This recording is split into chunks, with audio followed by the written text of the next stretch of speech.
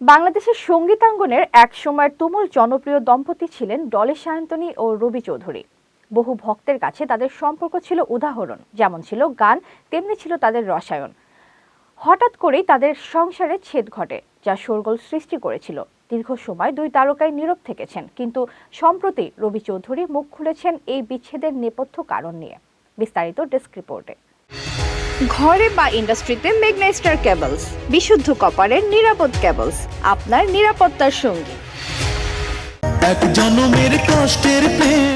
রবির প্রকাশনা অনুযায়ী ডলির সঙ্গে তার বিবাহ ভাঙার মূল কারণ ছিলেন এক ড্রাইভার বিপ্লব, যিনি ডলির সঙ্গে পরকীয়ায় জড়িয়ে পড়েছিলেন। রবি চৌধুরী এক পডকাস্টে বলেছেন, শেষে প্রমাণিত হলো আমার সন্দেহ সঠিক ছিল। তুমি আমার প্রথম প্রেমের প্রথম সর্বনাশী।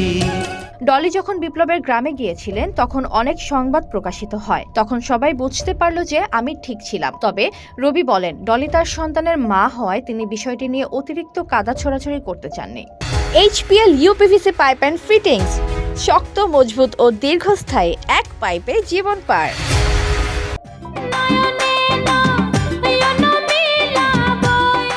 রবি চৌধুরীর বর্ণনা অনুযায়ী ডলির ফোনে একটি নম্বর দুলাভাই নামে সংরক্ষিত ছিল।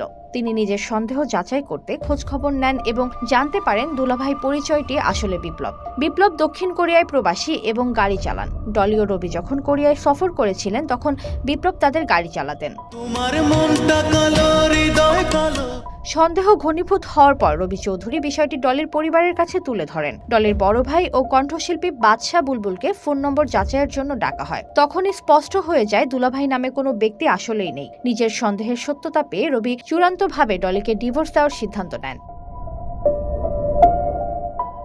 এই বিবাহ বিচ্ছেদ দেশের সঙ্গীত প্রেমীদের কাছে দুঃখজনক হলেও রবি চৌধুরী স্পষ্ট করেছেন যে তিনি এবং ডলি সামাজিক ও পারিবারিক সম্মান বজায় রেখেছেন এবং অতিরিক্ত বিবাদে যেতে চাননি। এতক্ষণ আপনাদের সাথে ছিলাম তামান্না ইসলাম তন্নি। প্রতিদিনের নিউজ আপডেট পেতে আমাদের সাথেই থাকুন।